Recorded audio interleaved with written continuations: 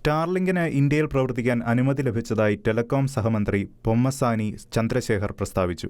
വില, വേഗത, ലഭ്യത എന്നിവയുടെ കാര്യത്തിൽ ഉപയോക്താക്കൾക്ക് എന്ത് പ്രതീക്ഷിക്കാമെന്നതിനെക്കുറിച്ച് ഇപ്പോൾ കൂടുതൽ വ്യക്തതയുണ്ട്. പ്രസ് ട്രസ്റ്റ് ഓഫ് ഇന്ത്യയുടെ റിപ്പോർട്ട് അനുസരിച്ച് സ്റ്റാർലിങ്ക് പ്രതിമാസം ഏകദേശം 3000 രൂപ നിരക്കിൽ അതിവേഗ ഇന്റർനെറ്റ് വാഗ്ദാനം ചെയ്യുന്നു. എന്നാൽ തുടക്കത്തിൽ സേവനം വ്യാപകമായി ലഭ്യമാകില്ല. രാജ്യത്തുടനീളമുള്ള 20 ലക്ഷം ഉപയോക്താക്കളിലാണ് ആദ്യഘട്ടത്തിൽ സേവനം ലഭ്യമാകുക.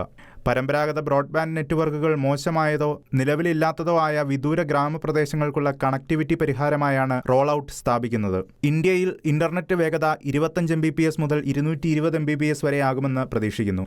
സ്റ്റാർലിങ്ക് ഇന്ത്യയിൽ ലോഞ്ച് ചെയ്യുന്ന തീയതി ഔദ്യോഗികമായി പ്രഖ്യാപിച്ചിട്ടില്ലെങ്കിലും അടുത്ത ഏതാനും മാസങ്ങൾക്കുള്ളിൽ ഒരുപക്ഷെ 2025 അവസാനത്തോടെ സേവനം തുടങ്ങുമെന്ന് റിപ്പോർട്ടുകൾ സൂചിപ്പിക്കുന്നു.